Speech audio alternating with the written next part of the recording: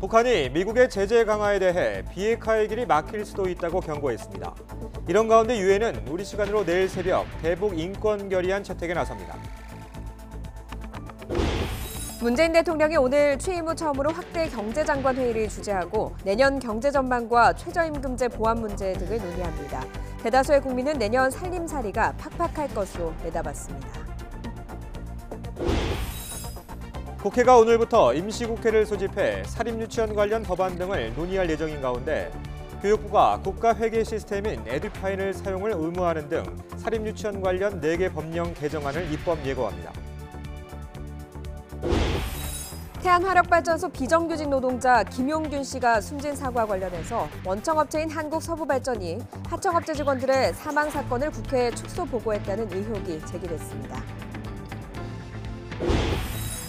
오늘 새벽 경부고속도로에서 화물차와 승용차 넉 대가 추돌했습니다. 고속도로 터널에서도 차량이 미끄러지면서 뒤따르던 승용차들이 연쇄 추돌하는 등 교통사고가 잇따랐습니다. 중국발 스모그의 영향으로 오늘 전국 대부분 지역의 미세먼지 농도가 나쁨 수준까지 치솟을 것으로 보입니다. 서울의 아침 기온은 영하 1도, 낮 기온은 5도로 비교적 온화하겠습니다.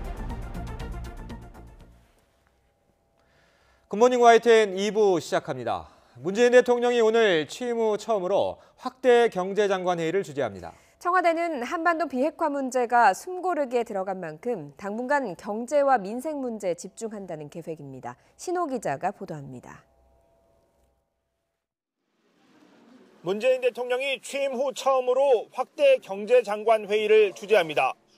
외교, 국방, 통일부 장관을 제외한 거의 모든 부처 장관이 참석합니다. 문 대통령은 지난주 취임한 홍남기 신임 경제부총리와의 첫 회동에서 내년 경제 전망과 최저임금제도 보완, 그리고 혁신성장 추진 계획 등을 보고받았습니다. 2018년 경제 상황과 2019년 경제 전망에 대해서 종합적이고 포괄적으로 전반에 걸쳐서 말씀을 나누셨습니다. 최저임금제는 최저임금위원회 개편을 통한 시스템 개선이 논의될 것으로 보입니다. 전문가와 자영업자들의 의견도 반영되는 방향으로 위원 구성이 바뀌면 자연스럽게 인상 속도가 조절될 수 있습니다. 또 시장에서 2%대 중후반을 예상하는 내년 우리 경제 성장률에 대한 논의도 이루어질 전망입니다. 청와대와 여당, 정부는 지난주 전체 예산의 70%인 281조 원을 내년 상반기에 배정하고 일자리와 지역 밀착형 SOC 사업 등을 통해 경제 활력을 유도하기로 했습니다. 특히 문 대통령이 올해 성공 못했다고 자평한 일자리 부문 예산은 내년 상반기에 78%가 집행됩니다. 국민들은 오래 기다릴 만한 그런 여유가 없습니다. 사는 것이 너무 힘들기 때문에 적어도 이제 당장 내년부터는 이런 성과를 보여주지 않으면 안 됩니다. 혁신성장 부문에서 성과를 내기 위한 방안도 논의됩니다. 최근 카카오 카풀 사례에서 보듯 새로운 사업 영역은 기존 업계를 어떻게 설득하느냐에 초기 성패가 달려 있습니다. 규제 개선에만 치중할 것이 아니라 노동계와의 소통을 통해 사회적 대타협, 빅딜을 이끌 방안을 놓고 대통령과 장관들의 치열한 논의가 이어질 전망입니다. YTN 신호입니다. 오늘부터 12월 임시국회가 시작됩니다. 여야 5당 원내대표는 이번 임시국회 안에 공공부문 채용비리 국정조사와 탄력근로제 단위기간 확대, 유치원 3법 통과, 김성환 대법관 후보자 인준안을 표결 처리하기로 합의했습니다. 여야는 이와 함께 국정조사 특별위원회를 구성해서 조사 범위와 대상을 정하는 국정조사 계획서를 만들 계획입니다. 다만 대부분의 사안에서 더불어민주당과 자유한국당의 입장 차이가 커서 실제 본회의 처리까지는 진통이 예상됩니다. 국회가 오늘부터 임시국회를 소집해 사립유치원 관련 법안 등을 논의할 예정인 가운데 교육부는 사립유치원 관련 법령 개정안을 오늘 입법 예고합니다. 교육부는 먼저 사립유치원의 회계 투명성을 높이기 위해 사학기관 재무회계규칙 53조를 고쳐서 유치원의 국가회계 시스템인 에듀파인 사용을 의무화할 계획입니다. 또 유아교육법 시행령도 고쳐서 유치원 폐원일을 매 학년도 말일로 규정해 학기 중 폐원을 막기로 했습니다. 북한이 미국의 제재를 겨냥해 비핵화의 길이 막힐 수도 있다고 경고했습니다. 이런 가운데 유엔은 우리 시간으로 내일 새벽 북한 인권 결의안 채택에 나섭니다. 워싱턴에서 김희준 특파원이 보도합니다. 미국이 제재와 인권 압박의 강도를 높여 핵을 포기시키려 한다면 비핵화의 길은 오히려 영원히 막힐 수 있다. 북한이 외무성 미국 연구소 정책실장의 개인 담화 형식으로 미국의 제재를 반박했습니다. 또 미국의 최대 압박은 북한에는 통하지 않을 것이라며 싱가포르 공동성명의 성실한 이행을 촉구했습니다. 2차 북미 정상회담과 고위급 대화에 응하지 않고 있는 북한에 트럼프 정부가 압박을 고조하는 가운데 나온 반응입니다. 미국은 지난주 북한의 인권 유린 책임을 물어 최룡해 노동당 부위원장 등 핵심 인사 3명을 제재하고 종교자유 특별 우려국으로도 지정했습니다. 폼페이오 국무장관과 매티스 국방장관은 최근 대북 제재 이행에 재차 방점을 찍었습니다. I am grateful for Canada's leadership in forcing unanimous UN Security Council resolutions on sanctions that support the denuclearization of North Korea. 트럼프 대통령은 북한과의 협상은 서두를 것이 없다며 북한을 우회적으로 압박하기도 했습니다. 한편 북한의 반발이 거센 가운데 유엔 총회는 14년째 대북 인권 결의안 채택에 나섭니다. 특히 북한 인권 상황에 국제형사재판소 회부와 사실상 김정은 국무위원장을 뜻하는 최고 책임자 처벌을 권고하는 표현은 5년째 포함됐습니다. 다만 남북과 북미 정상회담을 지지하는 현재 진행 중인 외교적 노력을 환영한다는 내용도 새롭게 들어갔습니다. 워싱턴에서 YTN 김희준입니다. 동해선 철도 북측 구간에서 현지 공동조사에 나섰던 우리 측 단원들이 오늘 귀환합니다. 지난 8일 방북한 조사 단원들은 금강산역에서 안변역까지 버스로, 안변역에서 두만강역까지 열차로 총 800km 구간을 이동하며 동해선 북측 철로 실태를 조사했습니다. 이로써 지난달 30일 경의선 북측 구간부터 시작된 북측 철도 공동조사는 사실상 마무리됐고 남북은 오는 26일 개성 판문역에서 열리는 착공식 준비에 속도를 낼 예정입니다. 스티븐 비건 미국 대북정책 특별대표가 이번 주 우리나라에 옵니다. 한미 간 이른바 워킹그룹이 다시 가동되는 건데요. 남북철도 연결 사업과 북미 간 협상 등 현안을 놓고 다시 한번 보폭을 맞추는 자리가 될 전망입니다. 강정규 기자가 보도합니다. 지난달 20일 워싱턴에서 처음 열린 한미 실무협의체. 우리는 미국을 적극 설득해 남북 철도 공동조사에 대한 전폭적인 지지를 이끌어냈습니다. 비핵화 평화체제 남북관계 해가지고 거의 남북 문제에 대한 북한 북핵 문제에 대한 모든 재반 사항은 다 망라해서 협의를 가졌습니다. 곧이어 유엔 안보리의 대북 제재 면제 결정이 내려졌고 10년 만에 남북 철길이 열렸습니다. 앞으로 하나로 이어질 철길을 통해서 남북이 함께 번영하게 될 것이며 한반도의 평화도 탄탄해질 것입니다. 남북의 철마가 18일 동안 2,600km를 달리는 대장정을 끝낸 뒤 한미 양측이 다시 머리를 맞댑니다. 스티븐 비건 미국 대북정책 특별대표는 이번 주 후반 방한에 이도훈 한반도 평화교섭본부장과 만날 예정입니다. 우리 측은 남북철도 공동조사 결과를 미국과 공유하고 26일로 예정된 착공식의 필요성을 설명할 것으로 보입니다. 남북철도 연결 사업의 실질적인 착공을 위해서는 물자 반입 등에 대한 대북 제재 추가 면제가 필요하기 때문입니다.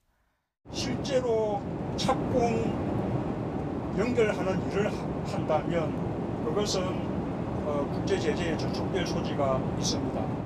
차출을 할 수 있지 않을까. 반면 미국은 북한의 실질적 비핵화 조치가 이루어지기 전까지 대북 제재의 틀을 견고하게 유지하기 위해 우리의 동참을 요구하고 있습니다. 북한 역시 자력 갱생 노선을 내세우며 제재 완화가 급하지 않다고 맞서는 가운데 한미 양측이 어떤 결정을 내리게 될지 주목됩니다. YTN 강정규입니다. 월요일 아침 출근길 추위가 많이 누그러졌습니다. 하지만 오늘은 미세먼지가 말썽입니다. 자세한 날씨 알아보죠. 박현실 캐스터. 네, 야외 스튜디오에 나와 있습니다. 네, 추위 걱정은 덜어서 좋은데 또다시 미세먼지가 문제네요. 네, 이번 주는 추위 걱정보다 호흡기 건강에 더 신경을 쓰셔야겠습니다. 예년보다 온화한 날씨가 이어지면서 미세먼지가 기승을 부리는 날이 많기 때문인데요. 현재 서울의 초미세먼지 농도는 세제곱미터당 61 마이크로그램으로 평소보다 3~4배가량이 높습니다. 오늘 중국발 스모그의 영향으로 전국의 미세먼지 농도 나쁨 수준이 예상되니까요. 나오실 때에는 황사용 마스크를 꼭 챙기셔야겠습니다. 오늘 아침 일부 지역을 제외하고 대부분 영상권으로 시작하고 있습니다. 서울 0.6도, 대전 2.6도, 부산 4.6도로 어제보다 3도에서 7도가량이 높은데요. 낮 동안에는 예년 기온을 웃돌면서 온화하겠습니다. 서울 5도, 대전과 대구 8도, 광주 9도로 어제보다 2도에서 4도가량이 높겠습니다. 오늘 하늘 표정은 대체로 맑겠습니다. 다만 오전까지 충청과 전북 내륙 지역에는 1cm 미만의 눈이 내릴 것으로 예상됩니다. 미세먼지가 심한 날에는 하루 8잔 이상 물을 마셔야 몸속에 노폐물이 빠져나가는 데 도움이 됩니다. 오늘 수분 섭취 충분히 해주시기 바랍니다. 지금까지 YTN 야외 스튜디오에서 박현실입니다. 휴일에 내린 눈으로 빙판길 사고가 이어졌습니다. 오늘 새벽 경부고속도로에서 화물차와 승용차 4대가 추돌했고 고속도로 터널에서도 차량이 미끄러지는 사고가 있었습니다. 류충섭 기자의 보도입니다. 경부고속도로 서울 방향 안성나들목 인근입니다. 오늘 새벽 이곳을 지나던 화물차가 전복되고 승용차 넉 대가 잇따라 추돌했습니다. 이 사고로 운전자 2명이 다쳐 병원으로 이송됐습니다. 또 차선 일부가 통제됐으며 중앙분리대가 파손돼 반대 하행선 차량 통행까지 차질을 빚었습니다. 경찰은 기온이 내려가면서 노면에 얼음이 얇게 형성되는 이른바 블랙아이스 구간에서 차량이 미끄러졌을 가능성이 있다고 보고 정확한 경위를 조사하고 있습니다. 앞서 중앙고속도로 고정이 터널에서는 승용차와 승합차 등 구중 추돌 사고가 발생했습니다. 이 사고로 운전자 등 3명이 경상을 입어 인근 병원으로 후송됐습니다. 소방당국과 경찰은 폭설 속에 터널에 진입한 차량 여러 대가 미끄러지면서 추돌한 것으로 추정하고 있습니다. 어젯밤 부산 해운대 마린시티 인근 방파제 테트라포드에서 35살 A씨가 발을 엿디뎌 추락했습니다. 신고를 받고 출동한 경찰과 소방당국은 사다리와 들것으로 왼쪽 다리 등을 다친 A씨를 구조해 구급대에 인계했습니다. 어제 오후 충남 홍성군 결성면에 있는 주택에서 불이 나 84살 김모 할머니가 숨졌습니다. 또 집안을 태워 소방서 추산 2,700만 원의 재산 피해가 났습니다. 경찰은 주택 뒤쪽에서 불길이 솟았다는 목격자 말을 토대로 화재 원인을 조사하고 있습니다. YTN 유충섭입니다. 24살 김용균 씨가 숨진 태안화력발전소에서 지난 10년간 또 다른 사망 사고가 있었습니다. 그런데 원청업체인 한국서부발전이 그동안 하청업체 직원들의 사망 사건을 국회에 축소 보고했다는 의혹이 제기됐습니다. 김대근 기자의 보도입니다. 오전 9시 반쯤 충남 태안화력발전소에서 외벽 보수에 투입된 고소작업차 크레인이 쓰러졌습니다. 이 사고로 크레인 탑승함에 타고 있던 박모 씨 등 인부 2명이 60m 아래로 추락해 숨졌습니다. 지난 2011년 9월 충남 태안화력발전소에서 발생한 사고입니다. 당시 추락해 숨진 2명은 건물 외벽 보수 공사를 하던 하청업체 근로자들이었습니다. 2016년 2월에도 콘크리트 타설 작업을 하던 하청업체 근로자 2명이 추락해 숨졌습니다. 하지만 이런 사실은 국회 보고에서 누락됐습니다. 한국서부발전이 지난해 국회 의원실에 제출한 발전소 사고 사상자 현황입니다. 2008년에서 2016년 사이 태안화력발전소에서 48건의 인명사고가 발생해 6명이 숨진 것으로 보고됐습니다. 하지만 2011년, 2016년 4명의 사상자는 빠졌습니다. 한국서부발전은 보고가 누락된 이유조차 모른다는 입장입니다. 별도한 자료를 가지고 이제 제출을 하는데 그 건이 고용노동부 자료에 포함되어 있지 않아요. 저희도 왜 이게 포함되어 있지 않은지는 저도 잘 모르는데 고용노동부에서 산재 판정, 산재 신고가 들어오면 산재 판정을 해가지고 아마 집계하는 걸로 알고 있어요. 저희가 제출해가지고 집계한 게 아니고요. 2013년 현황부터 포함한 또 다른 보고서도 상황은 마찬가지입니다. 2017년 11월 하청업체 근로자가 기계에 끼어 숨진 사고도 국회에 보고되지 않았습니다. 더구나 당시 환자 후송 과정에서는 구급대를 부르지 않는 등 안전 매뉴얼도 지키지 않은 것으로 알려졌습니다. 서울 발전이 자신의 사업장에서 일어난 산재 사고의 리스트조차 제대로 갖고 있지 않고 있다는 것은 비정규직 노동자들은 산재로 죽든 다치든 별다르게 크게 신경 쓰지 않는 그 태도를 또 한 번 엿보이게 하는 것이라 생각하고요. 그래서 좀 분노스럽습니다. 목숨을 앗아간 사고지만 통계조차 제대로 관리되지 않을 정도로 무관심했던 것인지, 사고 축소나 은폐가 있었던 것인지 또 다른 비극을 막기 위한 철저한 조사가 필요해 보입니다. YTN 김대근입니다. 청와대 특별감찰반 18개월 시절 비위 의혹으로 감찰을 받는 김모 수사관에 대해서 검찰이 강제 수사에 나섰습니다. 대검찰청 감찰본부는 지난 14일 김 수사관 신분을 피의자로 전환하고 제출을 거부하는 휴대전화를 영장을 발부받아서 압수한 것으로 전해졌습니다. 김 수사관은 경찰청 특수수사과를 찾아가서 지인인 건설업자 최모 씨의 뇌물 사건과 관련한 수사 진척 상황을 묻고 다른 특감반원들과 함께 골프를 치고 향응을 받았다는 의혹이 제기됐습니다. 한 정유업 업체가 수입 고기를 국내산으로 속여 학교 급식에 납품해왔다는 내부 고발이 YTN에 제보됐습니다. 10년 넘게 이런 일이 벌어졌는데 아무도 몰랐습니다. 경찰이 수사에 나섰습니다. 김태민 기자의 단독 보도입니다. 수사관들이 정육업체 사무실에 들이닥칩니다. 원산지를 속여 고기를 팔아왔다는 의혹이 제기된 곳입니다. 이 업체는 지난 10년간 많게는 매달 120여 곳의 인천 시내 학교에 육류를 납품해왔습니다. 학생들이 먹는 급식이라 국내산 입찰 계약만 이뤄졌지만 실상은 달랐습니다. 미국산 돼지고기를 국내산으로 포장만 바꿔 납품했다는 겁니다. 아니 내가 지금 사무실에 앉았고 이거 들어가지도 않는데 작업하는데 내가 참여도 안 하는데 그거를 어떻게 알겠어요. 이런 식으로 킬로그램당 10,000원 가까이 매년 수억 원의 부당이득을 남겼다는 게 내부 관계자의 증언입니다. 그걸 구매를 해주면은 이걸로 작업을 해서 납품을 해라 이런 식으로 이제 얘기를 하는 거죠. 그러면은 이제 작업자들이 이제 이걸 뜯어서 학교에 이제 작업을 하는 거예요. 납품을 하는 거예요. 인천시는 지난 2011년 초등학교를 시작으로 올해부터 초중고 519개 학교에서 전면 무상급식을 도입했습니다. 1년 급식 예산만 2,500억 원에 달합니다. 하지만 식자재 납품 계약은 전적으로 학교에 맡겼습니다. 그러다 보니 관리 감독이 소홀해져 원산지 속이기가 관행처럼 이뤄졌다는 설명입니다. 조리사분들도 있고 영양사들도 있고 하는데 전혀 몰라요. 그럼 일반 소비자들은.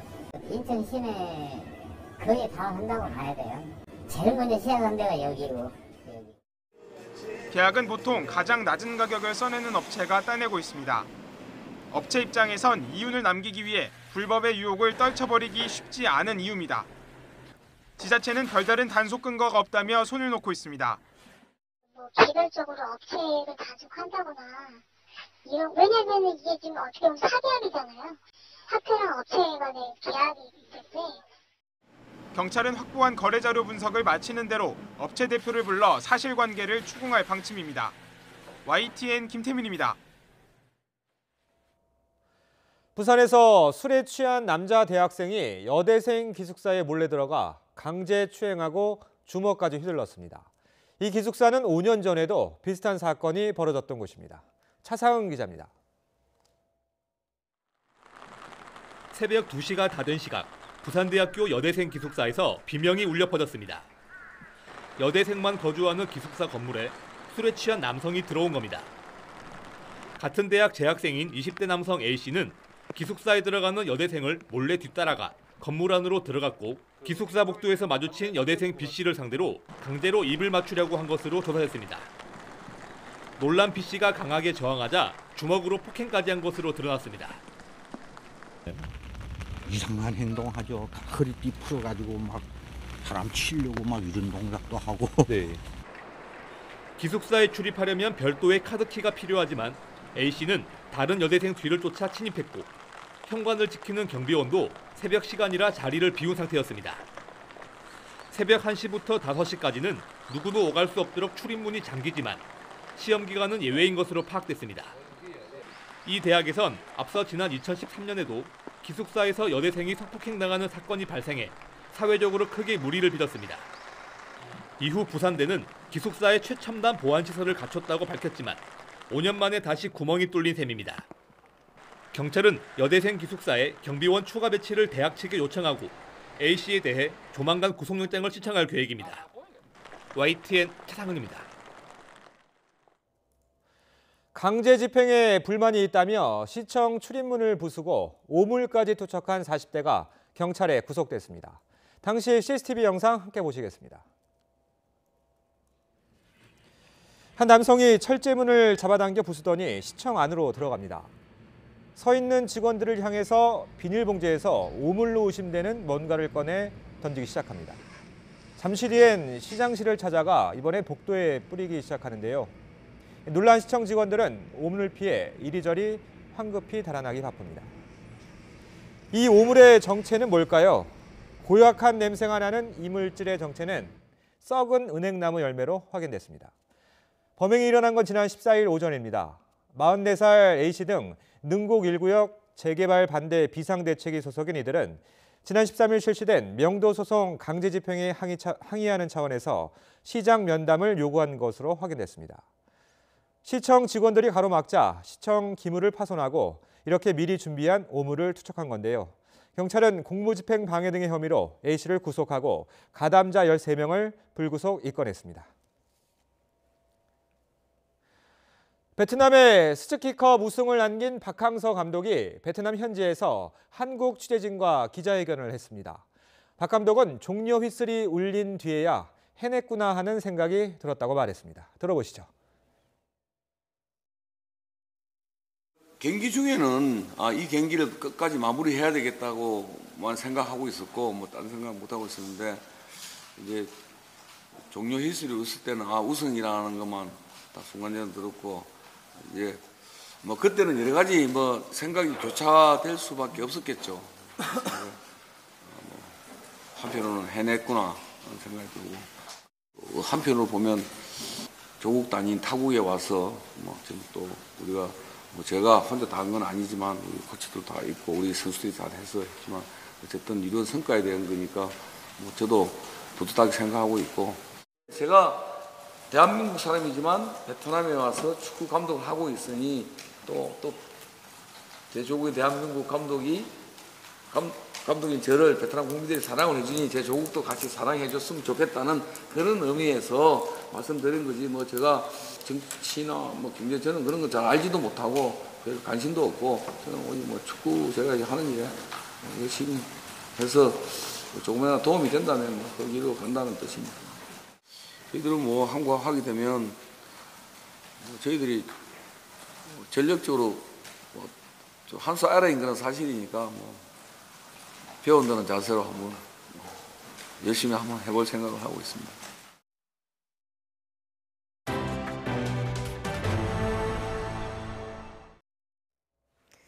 문재인 대통령의 국정 지지도가 한 주 만에 다시 하락세로 돌아서면서 48%대를 기록했습니다. 대다수의 지역과 계층에서 하락세를 보인 가운데 특히 20대 남성의 지지도가 가장 낮았습니다. YTN이 여론조사 기관인 리얼미터에 의뢰해 조사한 12월 2주차 주간 집계 결과를 보면 문재인 대통령에 대한 국정 지지도는 긍정평가 48.5%, 부정평가 46.8%로 나타났습니다. 지난주에 비해서 긍정평가는 1%포인트 떨어지고 부정평가는 1.6%포인트 올라서 긍정, 부정평가의 격차가 오차 범위 안으로 좁혀졌습니다. 연령별로는 40대 잘한다는 긍정평가가 60.8%로 가장 높았고 잘못한다는 응답은 60대 이상에서 58.1%로 가장 많았습니다. 특히 20대 남성의 경우 문 대통령에 대한 부정평가가 64.1%로 전 연령대에서 가장 높았습니다. 지역별로 보면 서울과 대전, 충청 지역에서는 부정적인 평가가 긍정평가를 역전했고 광주, 전라와 경기, 인천 지역에서는 긍정평가가 더 많았습니다. 정당 지지율도 살펴보겠습니다. 더불어민주당이 다시 내림세를 보이면서 탄핵 정국이었던 지난 2017년 1월 4주차 이후 최저치인 37%를 기록했습니다. 자유한국당도 0.6%포인트 하락한 24.1%를 기록한 반면 정의당은 0.2%포인트 오른 8.7%를, 바른미래당은 1.1%포인트 오른 7%의 지지를 받았습니다. 리얼미터는 문 대통령의 지지율이 KTX 탈선 사고와 전 기무사령관 투신 사망, 이재명 경기지사 검찰 기소 등 악재가 겹친 수요일까지 취임 후 최저치인 48.1%로 떨어졌다가 주 후반엔 경제와 일자리 관련 메시지가 나오면서 회복세를 보였다고 분석했습니다. 자유한국당 조직강화특별위원회가 현역 의원 21명을 교체 대상으로 지목하면서 후폭풍이 만만치 않을 거란 전망이 있었죠. 하지만 명단에 이름이 올라간 의원들 상당수가 순순히 당의 결정을 수용하겠다는 입장을 내놨습니다. 김주영 기자가 보도합니다. 자유한국당 조직강화특별위원회는 다음 총선 교체 대상으로 현역 의원 21명을 지목했습니다. 당대표를 지낸 6선의 김무성 의원을 포함해 원유철 전 원내대표와 친박계 윤상현 의원까지 당내 중진 의원들이 줄줄이 명단에 이름을 올렸습니다. 조강특위 발표를 앞두고 친박계 인사들을 대거 쳐낼 것이라는 관측이 돌자 친박 신당설까지 나오는 등 파장이 만만치 않을 것이라는 전망이 지배적이었습니다. 친박계 서너 명이 탈당해서 당을 만들 수도 있다 이런 보도가 있었는데 이게 근거가 있는 이야기입니까? 당에 대해서 이제 불만 있는 사람들이 몇 명 있는 걸 제가 알고 있고요. 하지만 정작 전격적으로 명단이 발표되자 물갈이 대상이 된 의원들 상당수가 당의 요구를 수용하겠다는 입장을 내놨습니다. 조강특위 위원장이기도 한 김용태 사무총장은 자신의 페이스북을 통해 당의 결정을 전적으로 수용한다고 밝혔고 원유철, 윤상현 의원 역시 당을 위해 희생하기로 했습니다. 그렇다고 복잡한 당내 사정이 간단히 정리됐다고 보기는 이릅니다. 이미 총선 불출마를 선언한 김무성 의원 등 일부를 제외하고는 저마다 사정이 조금씩 다르기 때문입니다. 우선 각종 혐의로 기소된 의원들은 다음 공천보다 눈앞에 의원직이 걸려있는 재판에 집중할 수밖에 없습니다.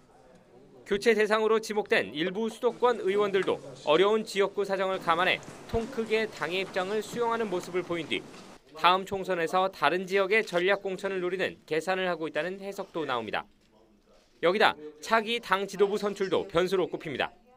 실제 배제 대상에 포함된 한 현역 의원은 자신의 당무감사 결과가 최고 수준이었던 만큼 당대표 선거 이후 상황이 어떻게 바뀔지 모른다고 기대감을 내비쳤습니다. 신임 나경원 원내대표 역시 현역 의원 다수 배제에 우려를 드러내면서 이런 관측에 힘을 싣고 있습니다. 그럼 앞으로의 의정 활동을 열심히 하시고 또 앞으로 의정 활동을 통해서 성과를 내실 경우에는 이번에 당협위원장에서 배제되는 것이지만 다음 21대 공천에서는 충분히 그 부분으로 다시 가점을 얻으실 수 있다고 생각을 합니다. 한국당 관계자들은 당장 대규모 탈당이나 신당 창당 같은 집단 행동이 나올 가능성은 크지 않다며 내년 2월 전당대회까지는 현역 의원 교체를 둘러싼 논란이 수면 밑으로 가라앉을 것으로 전망했습니다. YTN 김주영입니다. 바른미래당 이학재 의원이 이번 주 초 탈당해서 자유한국당에 복당하기로 했습니다. 이 의원 측은 내일 기자회견을 열고 바른미래당 탈당과 자유한국당 입당을 발표할 예정이라고 밝혔습니다. 이 의원 측은 보수 대통합의 길을 트는 차원에서 복당을 결심했다고 설명했습니다. 서울 주변에 조성될 3기 신도시 한두 곳이 이르면 이번 주 발표될 것으로 보입니다. 김포와 하남 등이 거론되는데 실효성 있는 교통망 확충 방안 등도 포함될지 관심입니다. 신윤정 기자가 취재했습니다. 정부가 서울 집값 과열을 잡기 위해 신도시 카드를 다시 꺼낸 건 지난 9월입니다. 서울과 가까운 수도권 지역 330만 제곱미터에 20만 호 규모의 3기 신도시를 짓기로 했습니다. 서울과 1기 신도시 사이에 대규모 택지 4, 5개를 조성하여 공급하고 연말에 먼저 발표하기로 한 한두 곳의 신도시가 이르면 이번 주에 공개될 것으로 보입니다. 올해가 2주 남은 상황에서 다음 주에는 남북 철도 도로 연결 착공식 등이 있는 만큼 이를 피해 발표할 가능성이 있기 때문입니다. 국토교통부 관계자는 아직 날짜를 정한 건 아니지만 예정대로 2주 안에는 발표할 것이라고 말했습니다. 김포 고촌과 하남 간북, 광명 시흥지구, 성남, 고양 등이 거론되는데 추진 일정 등을 고려하면 과거 개발 사업을 진행한 적 있었던 곳이 유력하다는 의견도 나옵니다. 공급까지 최소 5년이 걸리지만 공급량 확대는 집값 장기 안정에 효과가 있을 거란 게 중론입니다. 관건은 정부가 신도시 발표 때 함께 내놓기로 한 광역 교통망 대책이 어느 정도 실효성이 있을지입니다. 강남이라든가 직장 쪽으로 해서 30분 정도의 거리 내에 접근이 가능한 그런 대중교통망 구성이 되지 않는다면은 정부에서 의도하는 효과를 보긴 어려울 거예요. 교통이 불편한 일부 2기 신도시도 아우르는 교통망 확충이 포함돼 집값 안정세를 이어가는 데 효과를 낼지 주목됩니다. YTN 신윤정입니다. 제로페이라고 들어보셨을 겁니다. 소상공인들의 카드 수수료를 없애주겠다며 서울시와 정부가 야심차게 준비한 모바일 결제 시스템인데요. 오는 20일부터 시범 운영에 들어가는데 소상공인은 물론 소비자 반응도 영 시큰둥합니다. 이유가 뭔지 최하영 기자가 취재했습니다. 편의점을 운영하는 신상우 씨는 요즘 서울시가 대대적으로 홍보하는 제로페이를 신청할지 말지 고민입니다. 카드 수수료 부담이 없어져 취지는 좋지만 고객들이 실제 사용할지 의문이 들기 때문입니다. 소비자들이 과연 정말 이것을 인지하고 확대 시행될 수 있느냐는 앞서 말씀드렸듯이 이게 참 걱정입니다. 저희들도 이게 전체적으로 소비자들이 다 인식을 하고 사용해 주시면 좋은데 제로페이는 스마트폰 앱을 통해 QR코드를 찍으면 소비자 계좌에서 판매자 계좌로 결제 금액이 자동 입금되는 간편 서비스입니다. 결제 중간 단계를 줄여 판매자가 부담했던 수수료가 아예 없거나 최대 0.5%로 줄어듭니다. 하지만 신 씨와 같은 걱정 때문인지 지난달 기준으로 서울시 소상공인 66만여 명 가운데 가맹 신청은 17,000여 명에 그쳤습니다. 게다가 내년이면 소상공인 부담을 줄인 카드 수수료 개편안이 시행돼 제로페이 실효성도 한풀 꺾였습니다. 여기에 소비자 반응도 차갑습니다. 40%의 소득 공제율 외에는 민간 간편 결제 시스템과 비교해 매력적인 혜택이 없기 때문입니다. 할부나 할인 혜택 등도 전혀 없습니다. 다른 페이들도 잘 안 쓰게 되더라고요. 카드로 결제를 하는 게 더 편하고 하니까 나와도 별로 안 쓸 것 같긴 해요. 시범 운영을 코앞에 두고 이처럼 반응이 미지근하자 정부가 직접 독려에 나섰습니다. 연내 서비스가 이루어지도록 저희가 최선의 노력을 하고 있습니다. 연합회에서도 많이 도와주시기를 기대를 하겠습니다. 반대로 정부가 가맹점 모집에 관여하고 수수료 제로를 내세워 시장에 끼어드는 것은 관치라는 비판도 나옵니다. 정부가 주도하는 그런 사업이다 보니까 이게 민간 영역에서 좀 자발적인 그런 참여가 좀 이루어지지 않는 경향이 있습니다. 정부가 주도하는 QR코드 방식으로만 진행된다 그러면 그동안에 진행되던 여러 가지 기술 개발들이 많이 중단될 가능성이 있죠. 올해 30억, 내년 최소 50억 원 등 세금을 쏟아부어 만든 제로페이가 간편 결제 시장에서 제 몫을 해낼 수 있을지 기대보다는 우려가 앞서고 있습니다. YTN 최하영입니다. 정부가 지난주 4가지 방안의 국민연금 개편안을 제시했죠. 그런데 기초연금을 40만 원으로 인상하는 두 번째 안이 논란이 되고 있습니다. 재정이 문제입니다. 김정혜 기자가 짚어봤습니다. 기초연금은 노인 생활 안정을 위해 65세 이상 소득 하위 70% 노인에게 일정액을 주는 제도입니다. 국비와 지방비가 7대3 비율로 떠받치는 구조인데 지난 9월부터 지급액이 20만 원에서 25만 원으로 올랐습니다. 기초연금 예산은 올해 11조 8천억 원이었고 내년은 14조 7천억 원입니다. 내년 예산이 3조 원 가까이 는 건 내년 4월부터 소득 하위 20% 노인에게 월 30만 원이 지급되기 때문입니다. 정부는 2020년부터는 지급 범위를 소득 하위 40%까지로 2021년에는 기초연금 전체 대상자로 확대할 계획입니다. 이럴 경우 예산은 2026년에 29조 2천억 원으로 늘어납니다. 그런데 이번 국민연금 개편안 가운데 기초연금을 40만 원으로 인상하는 안에 따르면 2022년 기초연금액이 40만 원으로 오르면서 예산이 37조 1천억 원이나 됩니다. 현행 계획과 비교해 7조 9천억 원이 더 드는 셈입니다. 2028년엔 40조 원을 돌파해 재정 부담이 대폭 늘어나게 돼 있습니다. 기초연금을 40만 원으로 올리면 저소득층이 국민연금 가입을 꺼릴 거라는 우려가 나오고 있습니다. 실제로 지난 5월 현재 국민연금 수급자 447만 명의 월 평균 연금액은 37만 7천 원에 불과합니다. 굳이 10년 동안이나 국민연금에 가입해서 용돈 연금을 탈 이유가 적어지는 겁니다. 기초연금 강화 방안은 분배 형평성을 높일 수는 있지만 젊은 세대에 대한 부담 전가와 또 다른 단기 처방에 그칠 수 있다는 지적이 나오고 있습니다. YTN 김정휘입니다.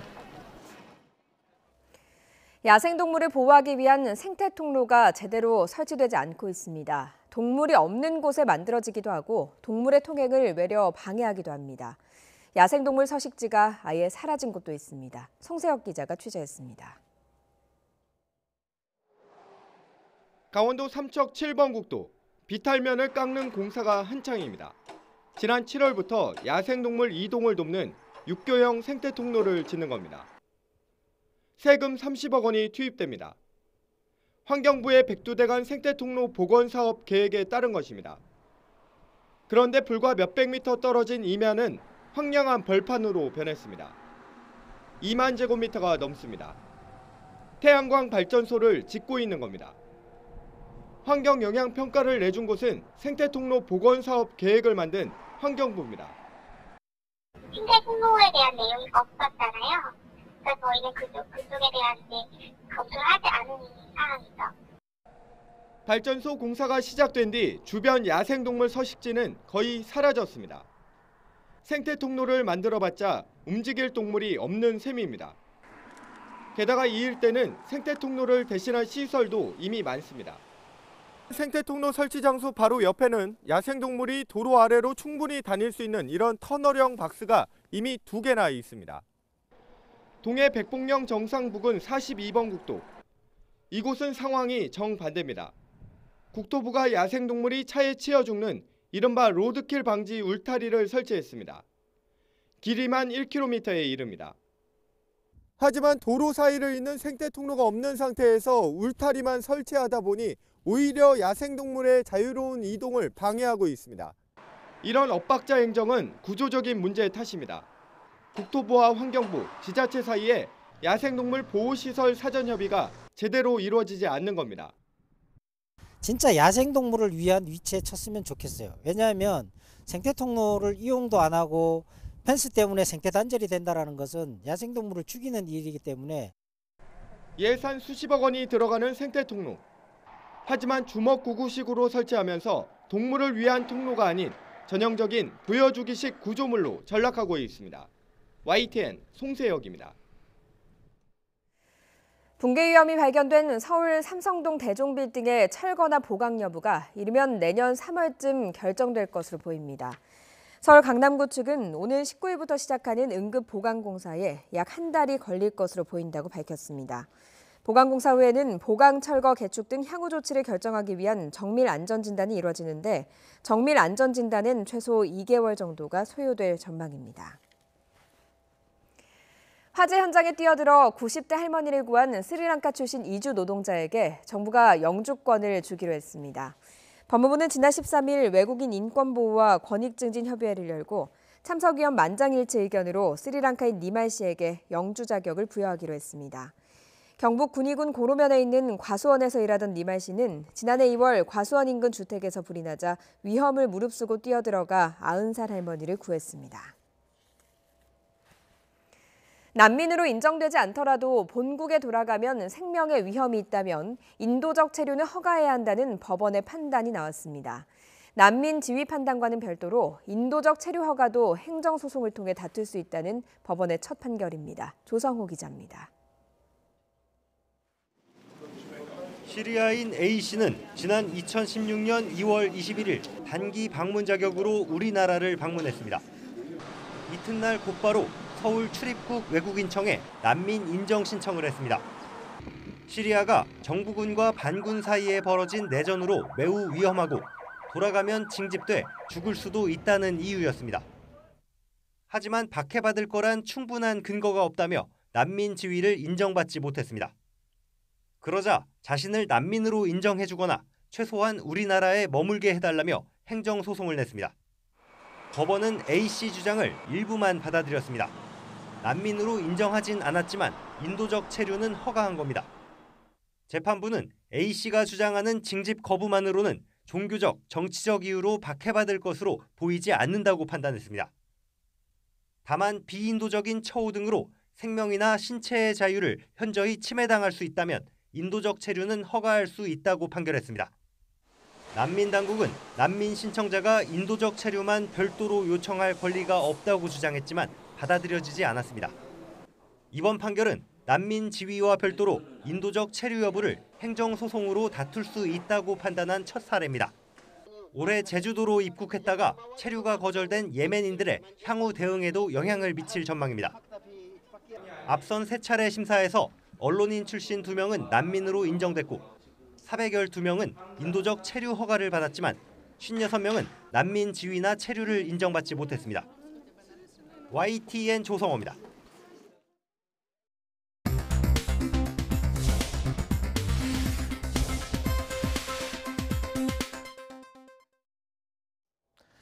이 시각 보도국입니다. 이동통신사의 광고비와 무상수리 비용 등을 떠넘기는 등 이른바 갑질 의혹을 받는 애플코리아에 대해 공정거래위원회의 2차 심의가 다음 달 열립니다. 만약 공정위 전원회의에서 혐의가 인정되면 관련 매출액의 2%까지 과징금을 부과할 수 있어 과징금 규모는 수백억 원에 달할 것으로 전망됩니다. 올해 주가 하락으로 국내 상장사 10대 주식 부호의 자산이 15조 원 넘게 증발한 것으로 나타났습니다. 주식 부호 1위 이건희 삼성전자 회장의 주식 자산은 18조 5천억 원에서 13조 8천억 원으로 줄었고 이재용 부회장도 7조 7천억 원에서 6조 6천억 원으로 떨어졌습니다. 양승태 사법부가 지난 2012년 판사로 재임하던 서기호 전 정의당 의원을 무리야기 판사로 낙인 찍고 재임용 탈락 비판에 대비하기 위해 대응 방안까지 준비한 것으로 드러났습니다. 검찰이 추가로 확보한 연임 심사 관련 대응 방안에는 당시 서울 북부지법 판사였던 서 전 의원의 재임용 탈락에 대비해 여론 파장을 최소화하는 시나리오가 담긴 것으로 알려졌습니다. 제자를 성추행한 혐의를 받는 동덕여대 하일지전 문해창작학과 교수가 불구속 상태로 재판에 넘겨졌습니다. 검찰은 피해 여성의 진술이 일관적이고 신빙성이 있다며 하 씨를 재판에 넘겼습니다. 국가보훈처는 태극기의 태극과 건괴를 조합해 횃불을 도용화한 새로운 국가유공자 상징을 도입했습니다. 보훈처는 태극과 횃불이 애국과 헌신을 상징한다며 국가유공자에 대한 예우와 존경, 감사의 뜻을 담았다고 설명했습니다. 이 시각 보도국이었습니다.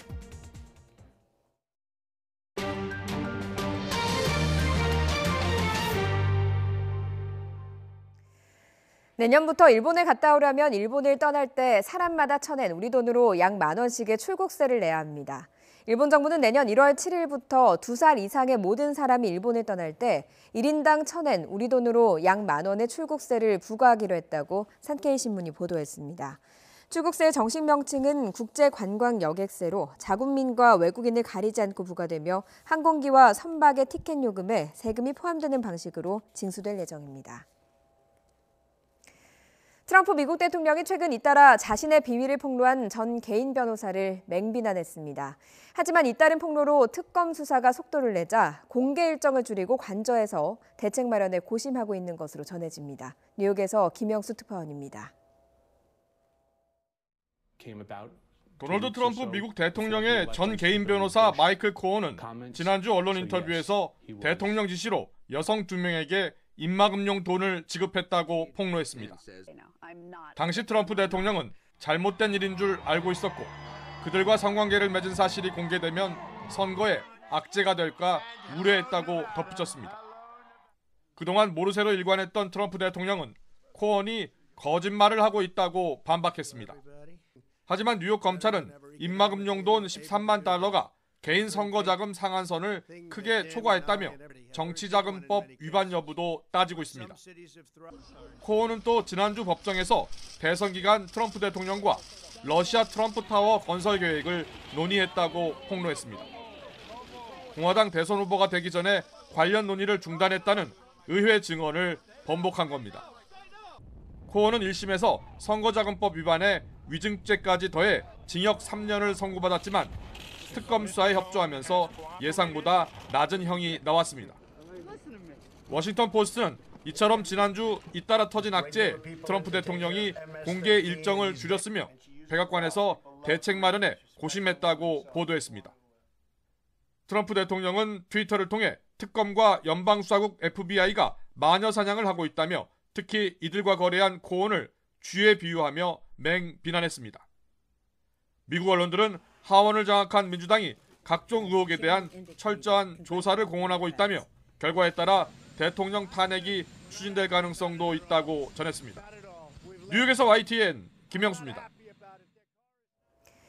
아베 신조 일본 내각의 지지율이 한 달 새 4.9%포인트나 떨어졌습니다. 교도통신이 그제부터 이틀간 실시해 발표한 전화 여론조사 결과 아베 내각의 지지율은 42.4%로 지난달 초 조사 때보다 4.9%포인트 떨어졌고 지지하지 않는다는 응답자의 비율은 4.6%포인트 증가한 44.1%에 달했습니다. 아베 내각의 지지율이 떨어진 건 정부 여당 발의 법안을 국회에서 힘으로 밀어붙이고 오키나와 미군기지 이전 공사를 강행한 게 부정적인 영향을 미친 것으로 분석됩니다. 월요일 출근길엔 나오실 때 황사용 마스크를 챙기셔야겠습니다. 추위가 풀리니 미세먼지가 온화한 서풍을 타고 유입되고 있는데요. 현재 남해안을 제외한 전국의 초미세먼지 농도가 나쁨 단계까지 올랐습니다. 인천 영종도에는 초미세먼지 주의보도 내려져 있습니다. 오늘 종일 전국의 미세먼지 농도가 나쁨 단계를 유지할 것으로 보입니다. 주의하셔야겠습니다. 현재 위성 모습인데요. 전국 내륙에 안개와 먼지가 뒤엉켜 시야가 탁한 곳이 많고요. 충청도 지역에는 산발적으로 비가 조금씩 오고 있습니다. 오늘 오전까지 충청과 전북 지역은 1cm 안팎의 눈이 조금 오거나 빗방울이 조금씩 떨어질 것으로 보입니다. 낮 동안 대체로 맑겠지만 동해안 지역은 건조주의보 속에 대기가 무척 건조할 것으로 예상됩니다. 현재 기온은 어제 같은 시각보다 2도에서 6도가 높습니다. 서울의 기온이 영하 0.1도로 예년 기온을 크게 웃돌고 있고요. 청주는 영상 1.6도, 전주 1.5도, 대구 영하 2.1도를 가리키고 있습니다. 낮 기온도 어제보다 오르겠습니다. 서울의 한낮 기온이 영상 5도까지 오르겠고요. 청주와 안동 7도, 대전과 대구 8도, 광주는 9도, 제주도는 12도까지 오르겠습니다. 이번 주는 심한 추위는 없겠습니다. 예년보다 온화한 겨울 날씨 속에서 미세먼지가 짙은 날이 많겠습니다. 날씨 정보였습니다. 굿모닝 YTN 3부 잠시 뒤 8시에 이어집니다.